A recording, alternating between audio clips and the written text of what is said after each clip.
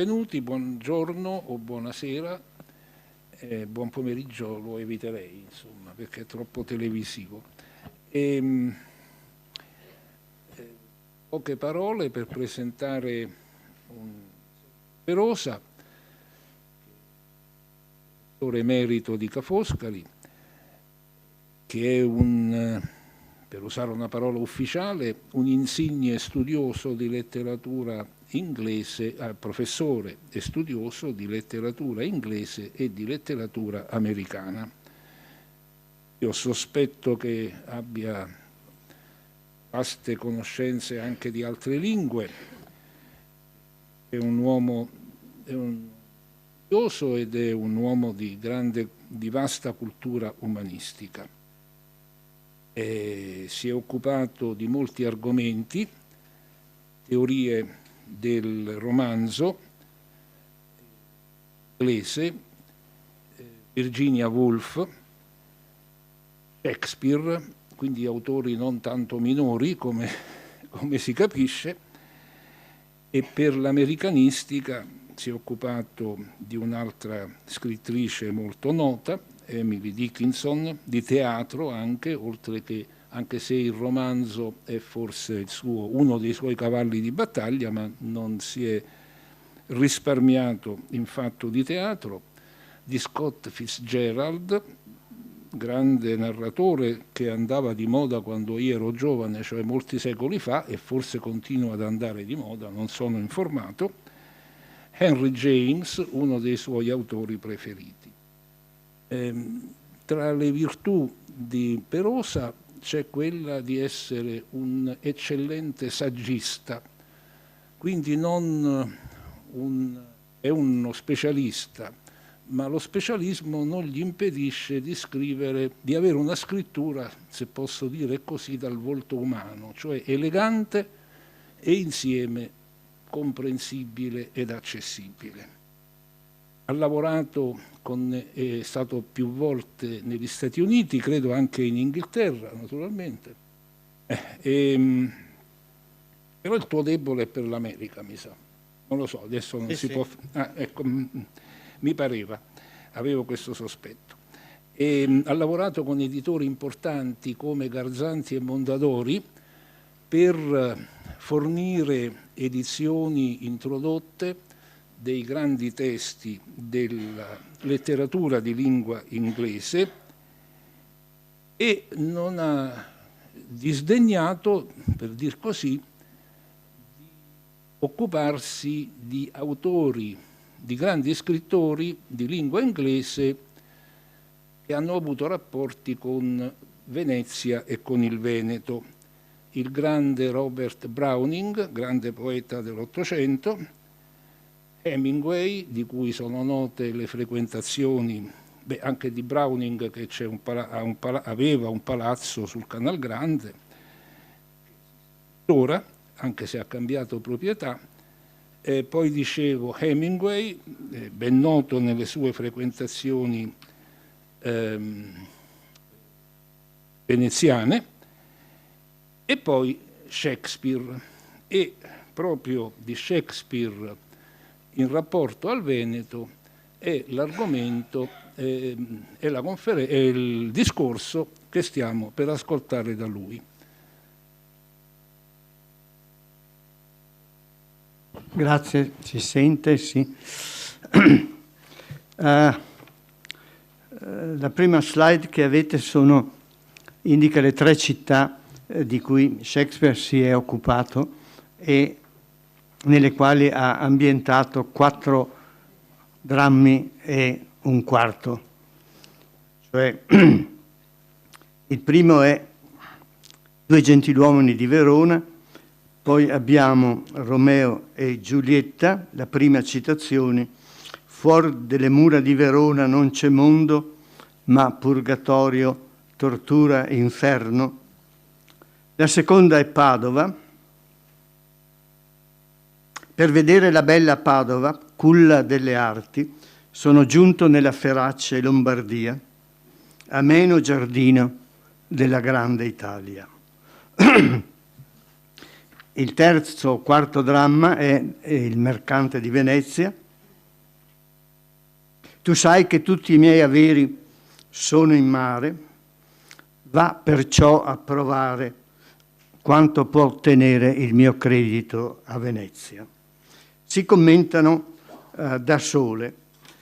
L'un quarto di dramma da aggiungere è naturalmente l'Otello, che si svolge per il primo atto a Venezia e per gli altri 4 atti nella colonia veneziana di Cipro, e dove la presenza della Serenissima è profondamente sentita. Il titolo non è scelto a caso, perché il Veneto che Shakespeare presenta in questi suoi 4 drammi e un quarto non è una presenza unitaria, sistematica, una visione o una creazione d'assieme, bensì è piuttosto una dimensione della fantasia, la somma di tanti piccoli particolari, occasionali o slegati, spizzichi, illusioni di carattere locale, dove però non si sa se ammirare di più la precisione di certi riferimenti o il fascino delle atmosfere evocate, il senso del luogo o la funzionalità drammatica per ciascuna delle specifiche esigenze della situazione scenica o degli sfondi che vengono suggeriti. Va però subito chiarito, anche per sgombrare il campo da equivoci, che Shakespeare non si riferisce ai luoghi dei suoi drammi con didascalie o descrizioni topografiche, ma li evoca, li suggerisce indirettamente a seconda dei casi, rendendoli preponderantemente presenti e significativi sulla scena e nella mente del lettore con il semplice verbal rendering, cioè con la forza della parola e dei dialoghi dei personaggi, che aprono squarci di prospettive, ricreano un ambiente, costituiscono un mondo. Danno cioè, come aveva detto Shakespeare stesso, a local habitation and a name a quel airy nothing, a quel nulla fatto d'aria, che è la nostra vita.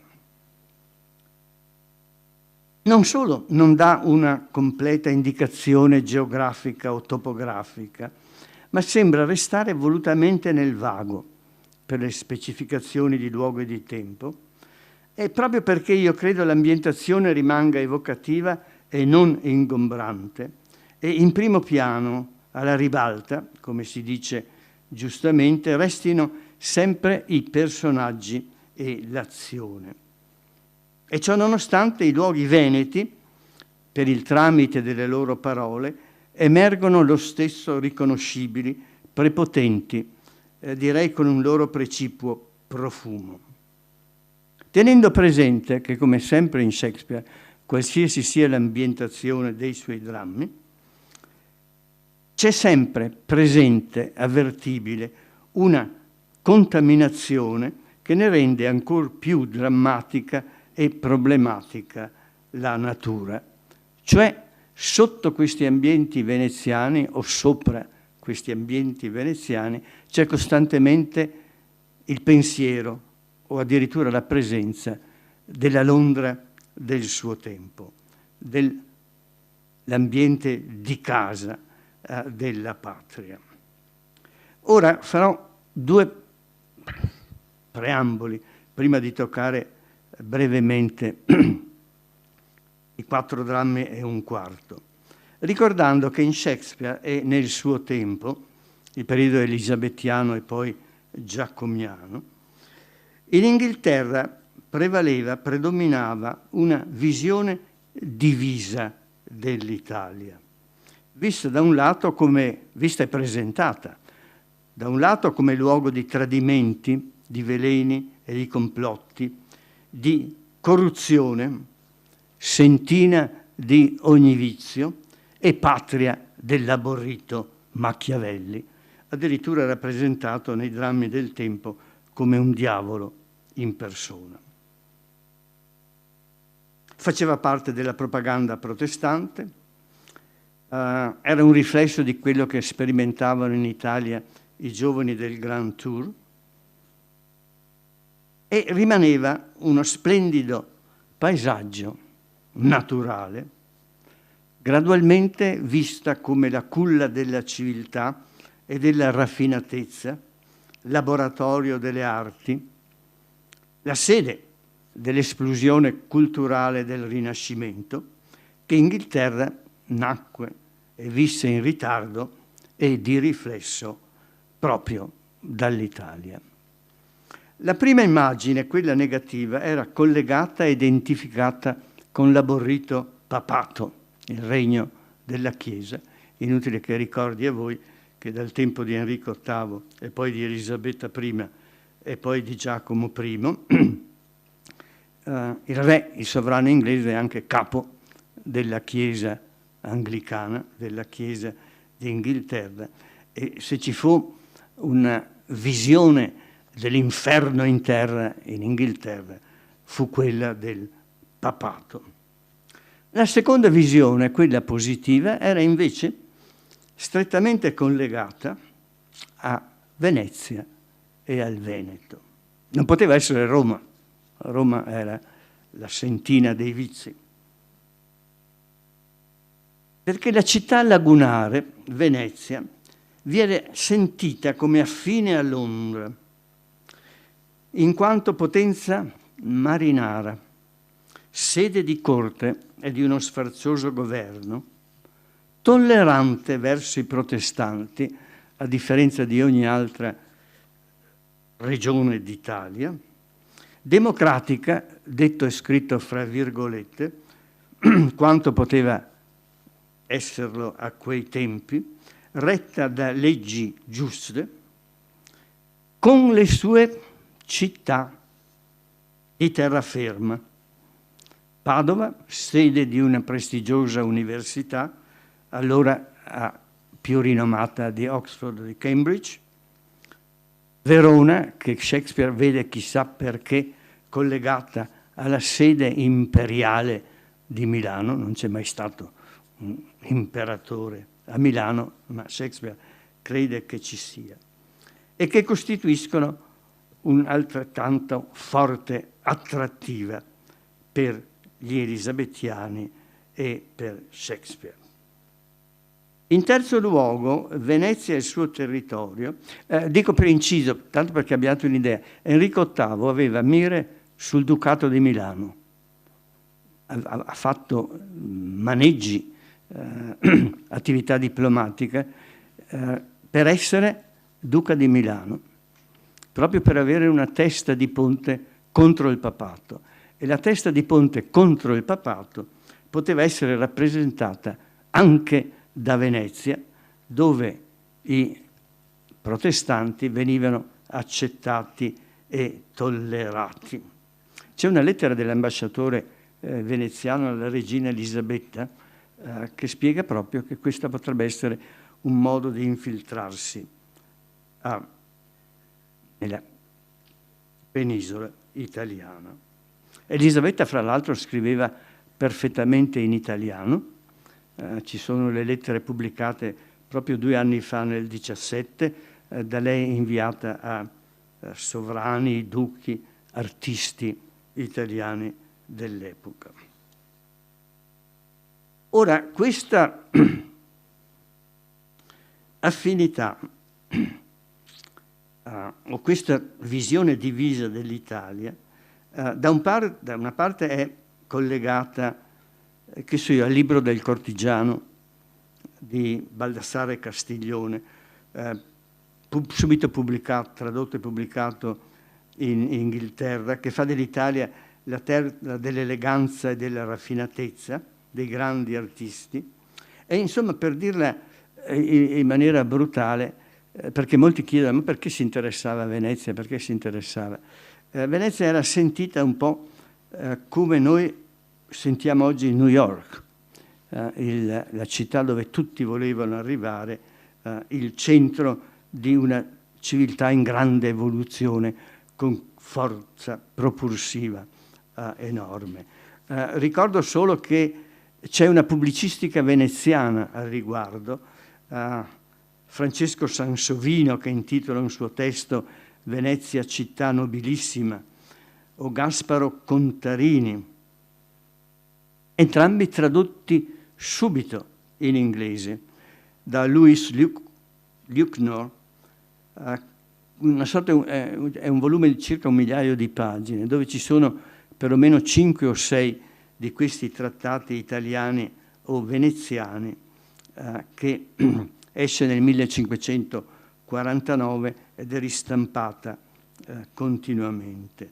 Per cui i viaggiatori o i sociologi avanti lettera dell'epoca, che forse Shakespeare conosceva, parlavano dell'Italia degnamente chiamata la regina delle nazioni, e non si può mai lodare abbastanza, felicissima com'è per l'aria salubre, la campagna feracissima ed amena, le calde colline assolate, le macchie d'alberi senza insidie, i boschetti ombreggiati, i porti di mare, i ruscelli d'acqua, le terme, vino e olio deliziosi, forti e difese imprevedibili sul mare e sulle Alpi. Continuando con specificazioni che sono di un altro viaggiatore, Thomas Coriat, per cui come l'Italia, abbiamo appena visto, è il giardino del mondo, così la Lombardia è il giardino d'Italia e Venezia il giardino della Lombardia. È completamente pianeggiante, abbellita da tale dovizia di leggiadri fiumi, prati ameni, fruttuosi vigneti, pascoli grassi, deliziosi giardini, frutteti, boschi e via dicendo. E dall'altra parte abbiamo la drug-damned Italy, cioè la Italia dannata con i suoi veleni, sede di corruzione e delitto, patria, come dicevo, dell'aborrito Machiavelli. Se volete 1 o 2 o 3 citazioni divertenti, le lascio perdere. No, allora ve le do.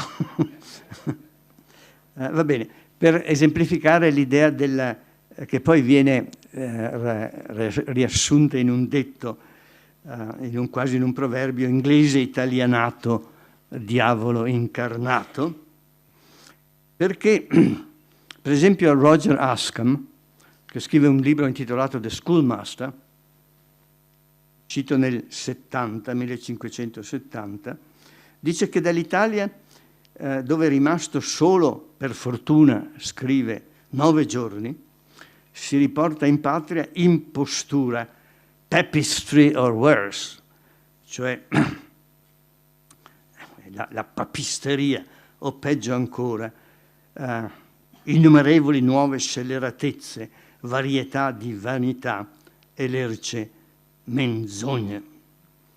E scrive addirittura di Venezia, anticipando Ruskin, che la virtù la rese un tempo sovrana su tutto il mondo, ora il vizio la rende schiava di quelli che prima erano felici di servirla.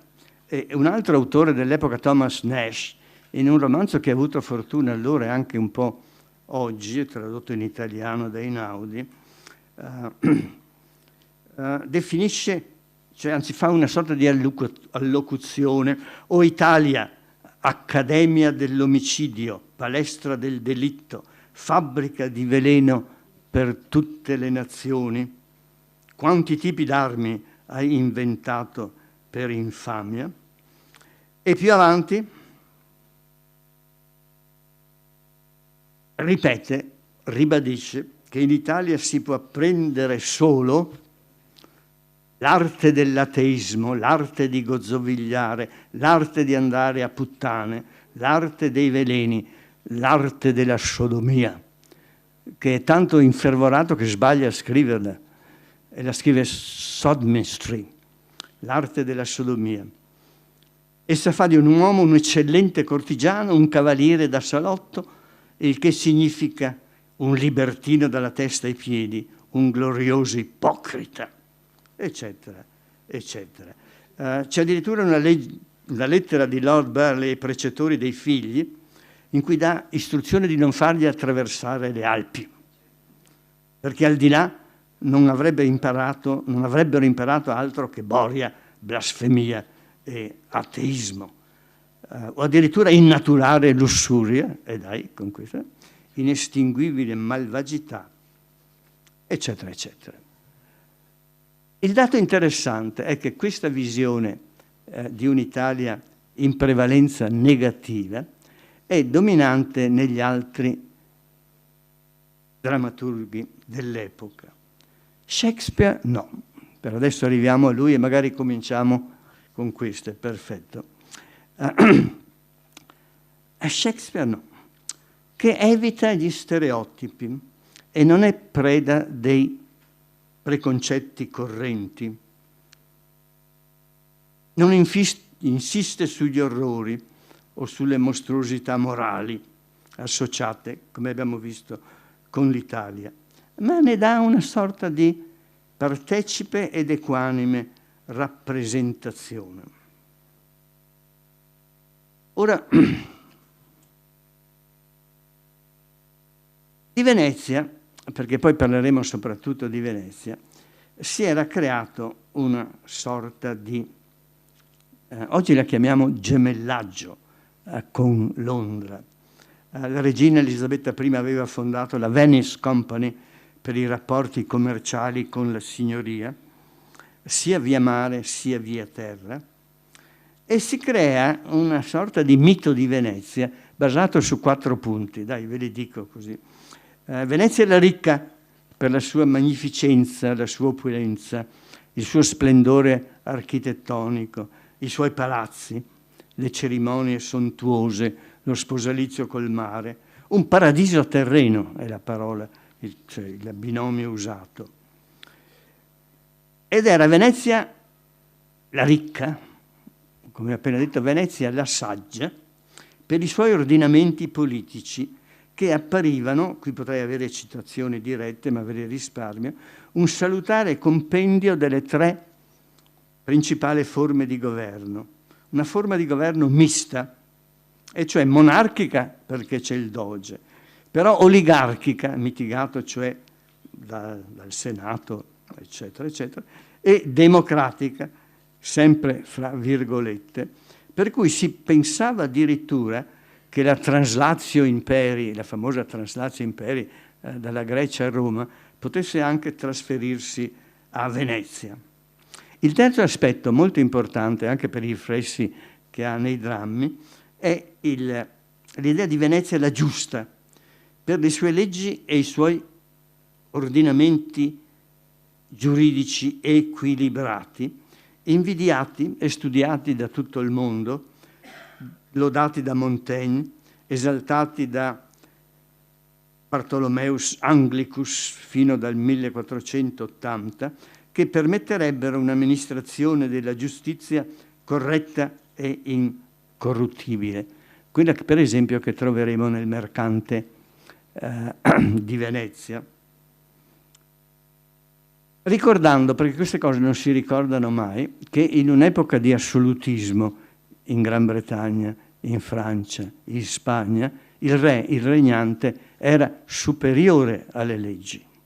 Poteva ignorarle, modificarle o opporsi alle leggi secondo la sua assoluta volontà. No, a Venezia no. Come ricorda il Doge nel Mercante di Venezia, nessuno a Venezia ha la possibilità di sovvertere le leggi. E da ultimo c'era la già ricordata città galante, gaudente, per la frequenza delle mascherate, le feste, le processioni, nonché per la sua accentuata libertà di costumi, licenziosità, riconosciuta, seppur cortese e colta, il carnivale che durava da 3 a 6 mesi e l'alto numero di cortigiane calcolate in 20.000 in una città di 140.000 abitanti. Va bene. Quando parlo di queste cose la gente dice: ma come sapeva lui tutte queste cose? Perché nulla ci può permettere di pensare allo stato attuale degli studi che Shakespeare sia mai stato in Italia. C'era un personaggio che si chiamava John Florio, qualcuno di voi lo conosce, che è anche l'autore del primo dizionario italo-inglese, un fuoriuscito, perché a Londra, parlo di Londra perché l'Inghilterra in pratica era Londra per queste cose, i fuoriusciti protestanti o presunti tali erano numerosi, autore del primo dizionario italo-inglese, A World of Words, 1598, dal quale Shakespeare, per esempio, prende le pochissime frasi italiane che infila qua e là nei suoi versi. C'era il protettore di Shakespeare, protettore o forse più che protettore di Shakespeare, il conte di Southampton, che era un italiofilo sfegatato, e forse gli uni e gli altri avevano trasmesso informazioni. L'ambiente teatrale, c'erano attori che venivano in Italia a studiare la commedia dell'arte e quindi probabilmente anche avevano contatto con gli ambienti teatrali italiani, dove però il teatro era essenzialmente una questione, chiamiamola, di corte di letterati e non un grande successo popolare come nella realtà di Shakespeare. Che so io, Saviolo aveva scritto un trattato sui duelli, sul nuovo modo di duellare, e in Inghilterra era subito tradotto, diventato popolarissimo. E sappiamo, cioè è evidente per esempio che Shakespeare se ne serve nell'Amleto, nella grande scena finale dell'Amleto, il grande duello, perché era un modo diverso di usare la spada, non a fendenti ma per infilare. E lo stesso è detto anche di Romeo e Giulietta. A un certo punto Romeo dice, di Romeo viene detto: ha infilato il suo corpo nella sua spada come fosse uno spiedo. Sì. Il tutto sempre, e poi passiamo anche ai drammi per non annoiarvi troppo, sempre tenendo presente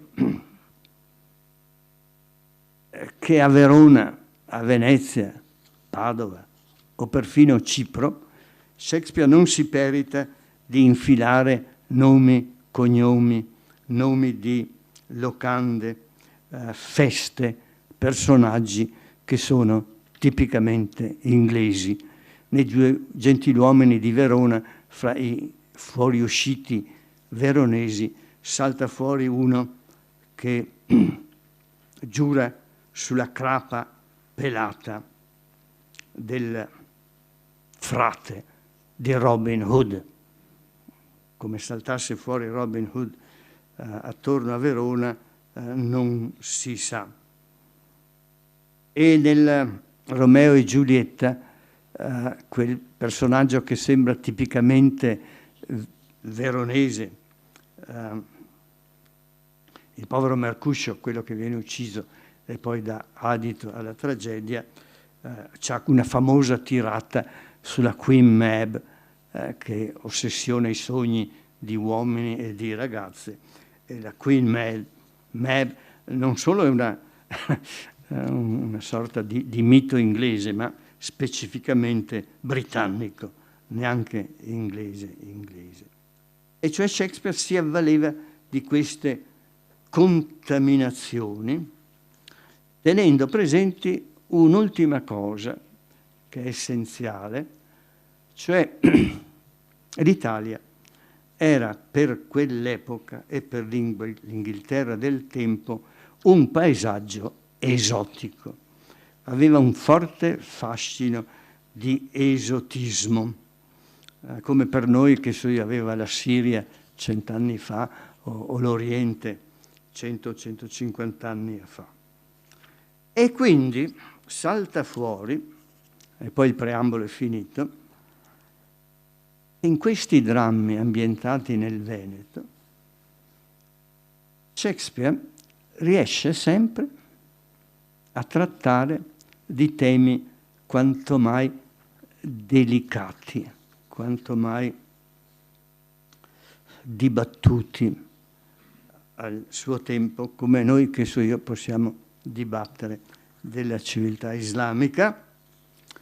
Cioè, in questi drammi c'è sempre come personaggio principale non solo un personaggio esotico, ma un personaggio di outsider, di stranger, di alieno, l'altro, come oggi si dice con la maiuscola, fattore questo che costituisce uno degli interessi più specifici di questi drammi: l'ebreo nel Mercante di Venezia, il moro nell'Otello, la donna conculcata, bastonata e domata nella bisbetica Domata. Oggi critici e registi ci vanno a nozze. Siamo inondati da rappresentazione di questi drammi e da interpretazione di questi drammi appunto sul nero, sulla donna, che mettono in rilievo soprattutto questo aspetto, l'ebreo. E indubbiamente il problema esiste.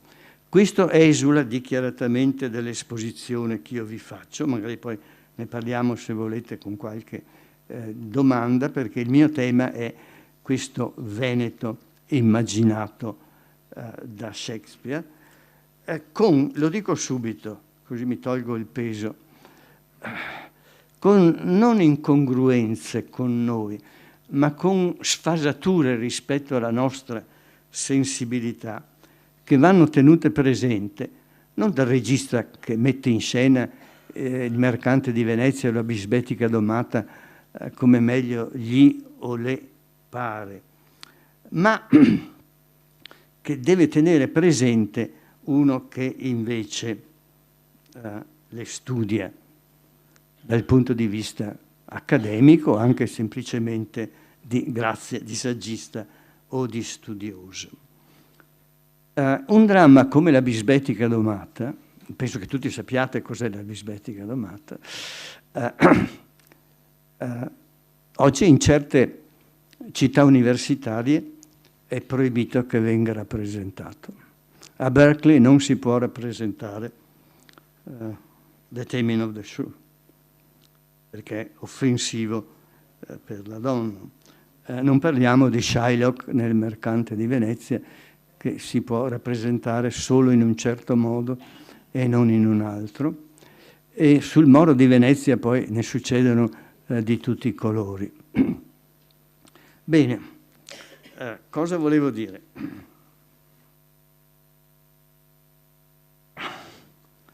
Un dramma come la bisbetica Domata era per Shakespeare e gli elisabettiani una cosa da scompisciarsi dalle risa. Ridevano a crepapelle dall'inizio alla fine. A noi oggi può dar noia, dà noia, e il regista fa di tutto per modificare la fine, per colorare diversamente le situazioni. No, all'epoca di Shakespeare, e lui stesso come autore andava a nozze con queste possibilità di comicità grassa. Lo stesso per l'ebreo di Venezia, che noi oggi siamo addirittura tentati di vedere o che sentiamo come una tragedia, la tragedia dell'ebreo, e che per Shakespeare e i suoi contemporanei era una grande, ilare e festosa commedia, dove il cattivo alla fine veniva messo al suo posto. Non possiamo dimenticare queste cose se studiamo Shakespeare per quello che è e non per quello che possiamo farne nei nostri nelle nostre rappresentazioni o nelle nostre discussioni. Romeo e Giulietta, per 4 atti dei 5, è una grande, ilare, giocosa, scatenata commedia. La tragedia salta fuori alla fine per tutto un seguito di circostanze casuali, coincidenze fortuite, fraintendimenti, eccetera, eccetera. Io alle volte, quando vado a cercare nei testi, vi faccio una confessione, nei testi critici, vado a cercare gli scritti sul Mercante di Venezia, non li trovo mai, perché vado a cercarli sotto le tragedie. E naturalmente sotto le tragedie non li trovate, dovete andarli a trovare sotto le commedie. E qualche volta mi capita di cercare per Romeo e Giulietta senza pensarci sotto le commedie, e non trovo niente su Romeo e Giulietta, e devo ricredermi.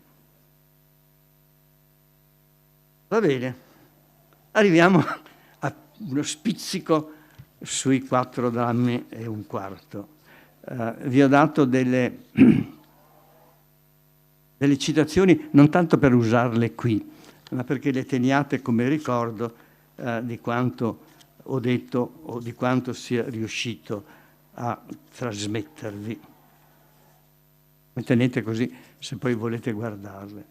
Allora, ho tempo vero per fare questa piccola recensio.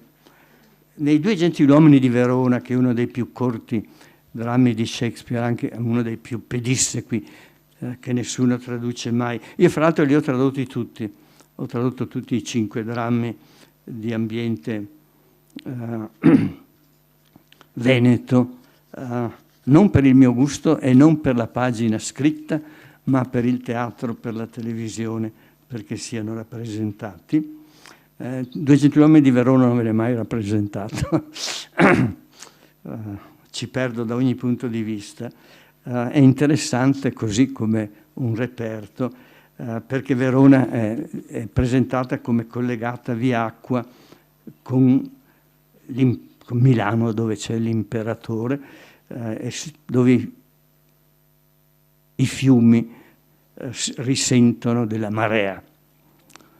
E allora c'è chi lo spiega, giustamente dicendo che in quell'epoca i trasporti nell'Italia del Nord erano soprattutto via acqua, via i canali, benissimo. È anche vero che Shakespeare tiene presente il Tamigi, che era una sorta di grande canal grande, che scorre in mezzo ai palazzi di Londra, una grande via commerciale come quella di Venezia, e che risente della marea. L'Adige no, il Tamigi sì, e a Shakespeare passa per la testa non l'Adige, ma il Tamigi. Molto più interessante è Romeo e Giulietta, i quali, siccome anche questo spesso viene non frainteso in Italia, ma messo sotto una luce diversa, è chiaro che le fonti di Romeo e Giulietta sono in primo luogo italiane. Però questi testi da Luigi da Porto in poi venivano tradotti in francese e passavano da 40 pagine a 82 pagine. Poi venivano tradotti dal francese o dall'italiano in inglese e raggiungevano 150 pagine. E poi c'è un signore che si chiama Robert Brooke, mi pare Brooke di sicuro, il quale su Romeo e Giulietta fa un poema di 3000 e passa versi.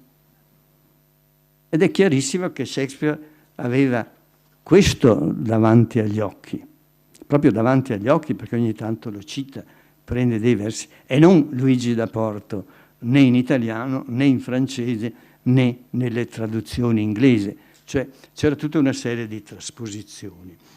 Romeo e Giulietta è una signoria, chiaramente la signoria dei Della Scala, perché il principe che regna su Romeo e Giulietta si chiama Escalus, cioè Della Scala, ed è probabilmente l'identificarsi con quello che fu protettore di Dante, perché l'epoca di Romeo e Giulietta è attorno alla fine del 200 al principio del 300.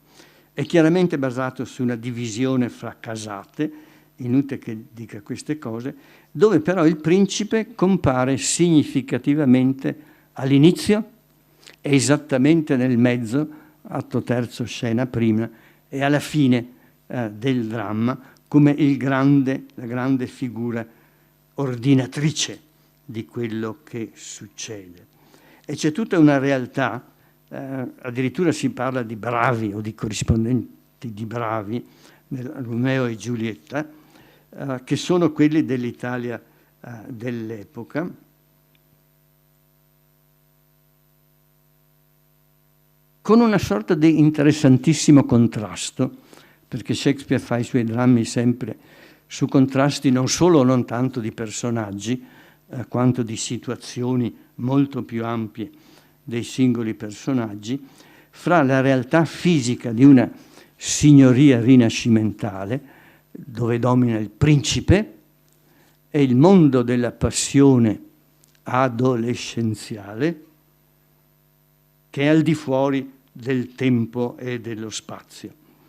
E una delle tragedie, uno dei motivi della tragedia, è che Romeo e Giulietta si mettono in una situazione, per causa loro e per causa di eventi fortuiti, in cui sono, addirittura Romeo bandito da Verona, sono fuori della realtà sociale del tempo, perché il regno dell'amore è fuori dalla società e dal tempo, in una sorta di assoluto, come dicono i due ragazzi, una forma di assoluto che non è però quello dell'amore romantico, per carità di Dio, è un amore estremamente fisico, carnale, goduto dai due adolescenti, che tutto hanno per la testa fuorché l'amor cortese o l'amor petrarchesco, il quale Petrarca, che compare nel dramma in forme mediate, perché alcuni di voi sanno o ricordano che il primo incontro di Romeo e Giulietta l'avete lì nelle vostre citazioni, potete andarla a vedere quando volete. Il primo incontro di Romeo e Giulietta è un sonetto a due voci, non sono versi sciolti, è un sonetto a due voci chiaramente di tipo petrarchesco, quello lì sì di carattere petrarcheggiante. Ma poi i giovani di Petrarca, in un altro passo che avete nel ciclostile, si fanno beffe. Andate a vedere, ve lo indico perché sennò stiamo qua tutta la sera e né voi né io vogliamo farlo. E sulla seconda...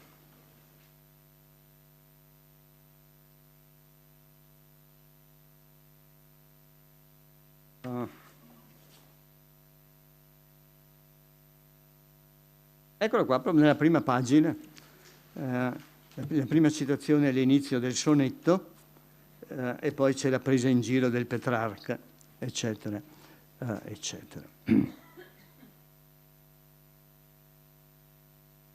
Nella Bisbetica domata c'è un altro magnifico contrasto, questo sì ambientale in senso stretto, fra la Padova dell'università degli intellettuali, fra la Padova cortese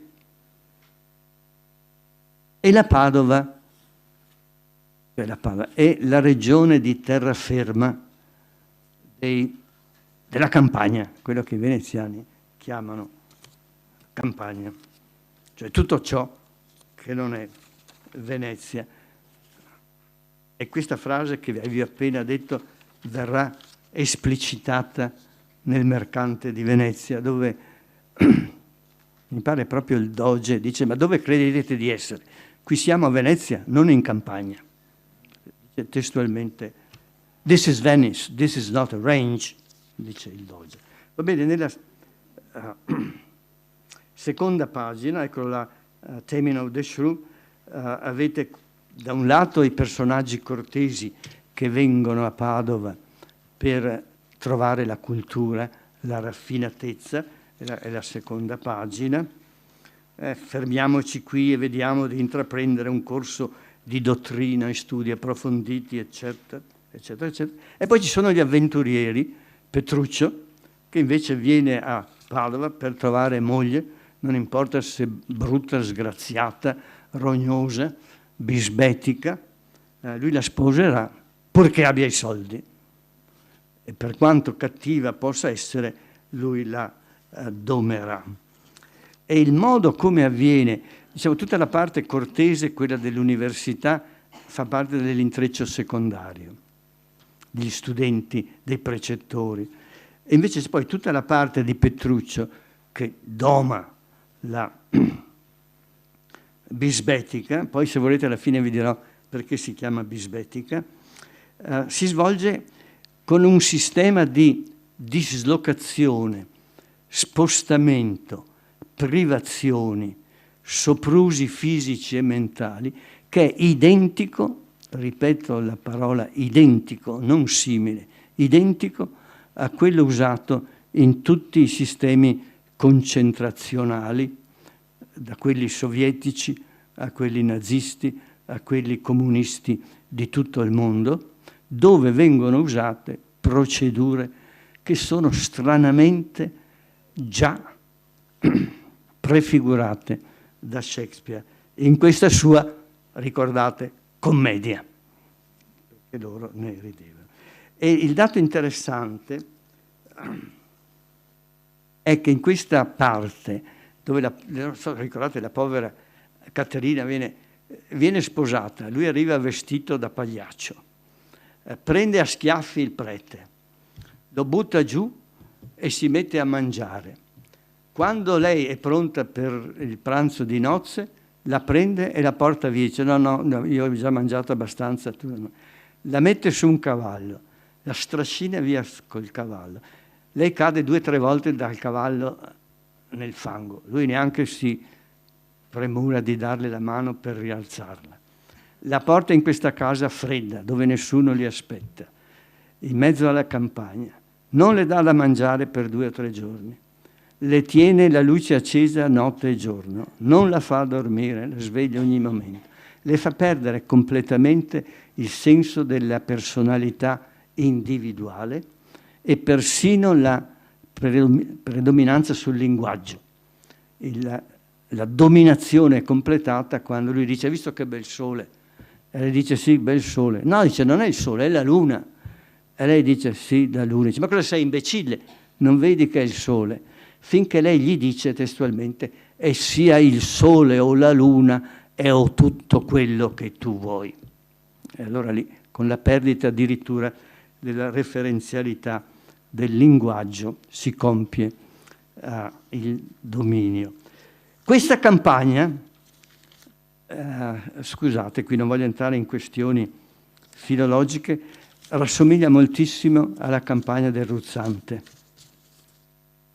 E io cerco di far vedere i rapporti che ci sono, non i rapporti, ma le analogie che ci sono fra questo mondo e quello del Ruzzante. Poi alla fine ritornano con la bisbetica domata a Padova e lì c'è un finale su cui non si sa bene come, perché lei fa la figura di quella che è totalmente sottoposta al marito, soggiogata, mentre la sorella, che prima sembrava tutta rose e fiori, diventa forse lei la bisbetica. Ci resta Venezia, e poi sì che ho finito.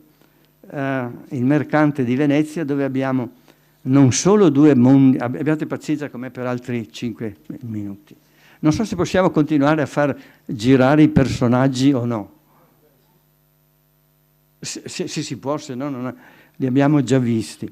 Nel mercante di Venezia abbiamo intanto 2 mondi oppositivi, grazie signora, 2 mondi oppositivi che sono quello di Venezia e di Belmont o Montebello, cioè di Venezia lagunare, con tutte le sue qualità di signoria del mare, e la terraferma, con un rovesciamento strepitoso che fa Shakespeare, per cui Venezia è la città dei commerci, della finanza, delle imprese speculative, di chi fa soldi e perde soldi, dove l'ebreo viene usato per prestare soldi agli speculatori che sono patrizi non tanto per qualità quanto per censo, quanto perché hanno i soldi, e che sono i merchant adventurers dell'Inghilterra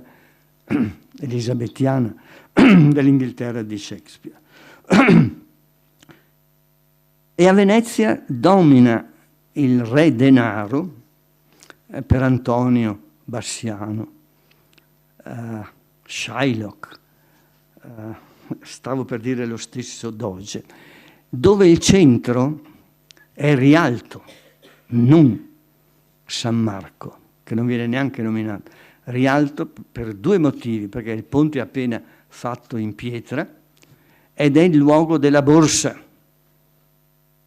il luogo mercantile di Venezia. Mentre invece la terraferma, che è la terraferma del Brenta, se non Montebello o qualcosa del genere, di cui erano consapevoli, vi do anche lì una citazione, gli scrittori dell'epoca, la terraferma è il luogo dell'amore sognante, del romanticismo, dove vive Porzia o Portia e via dicendo, che è addirittura spoliato dai veneziani che vanno a prendersi i soldi dell'ereditiera in terraferma. E dicono addirittura, quando hanno sciolto l'enigma e sposato Porzia, noi siamo come gli argonauti, torniamo a Venezia col vello d'oro. Il vello d'oro sono i soldi di Porzia. E all'interno di questa Venezia mercantile, oltre che marinaresca, appunto di speculatori, avete lì le citazioni di queste speculazioni per mare, abbiamo la grande divisione fra appunto i patrizi mercantili da una parte, gli ebrei dall'altra, perché non c'è solo Shylock, ma c'è anche l'amico Tubal che gli dà i soldi, eccetera, eccetera, che viene umiliato come nel precedente dramma è umiliata la donna.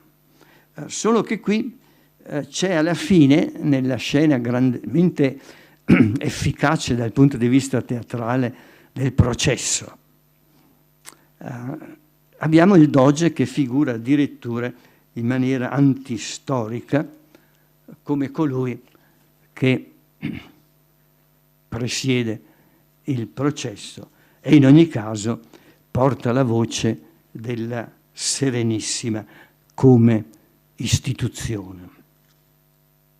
Anche qui la fine è per loro ridanciana, per noi dolorosa. Avete addirittura alla pagina 4, mi pare, sì, alla fine di pagina 5, l'umiliazione finale di Shylock, che gli chiedono: Art thou contented, Jew? What dost thou say? I am contented. E potete tradurre: ti contenti, ebreo? Cosa dici? Mi contento. O addirittura: ti sta bene, ebreo? Cosa dici? Mi sta bene. Ecco, c'è questa cosa che per noi è estremamente dolorosa. Tenendo presente, mi avvio veramente alla conclusione, che del ghetto Shakespeare non parla mai. Pure era stato fatto nel 1516, altri ne parlano ampiamente, lui del ghetto non parla mai. Del resto non parla mai dell'Arsenale e non parla neanche mai di San Marco. posti di Venezia di cui tutti gli altri viaggiatori dell'epoca o altri drammaturghi dell'epoca scrivono ampiamente. Lui no. Ed è un po' strambo, insomma, un po' strambo. È come uno che prima facevo il rapporto con New York, è come se io vado a New York, poi scrivo un libro su Manhattan e non nomino la Quinta Strada, Times Square o l'Empire State Building. Otello.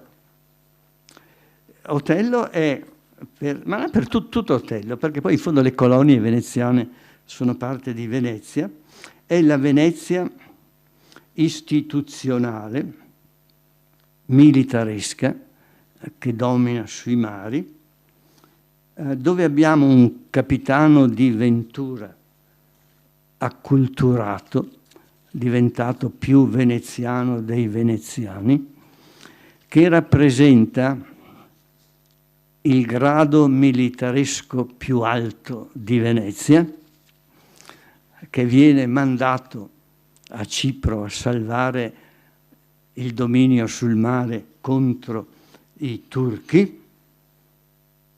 L'avete visto? È quello con l'armatura.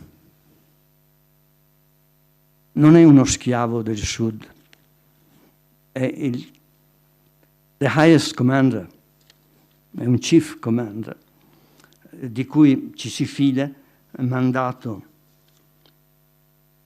a Cipro, che è un'altra di queste grandi contrapposizioni di Shakespeare, Venezia da una parte, l'isola coloniale dall'altra, dove si scatenano tutti i mali possibili, immaginabili, i fraintendimenti, le rivalità, la tragedia, gli omicidi, la strage finale, non solo della povera Desdemona, diciamola all'italiano, alla Verdi e non alla Shakespeare, che è Desdemona, dove si compie la strage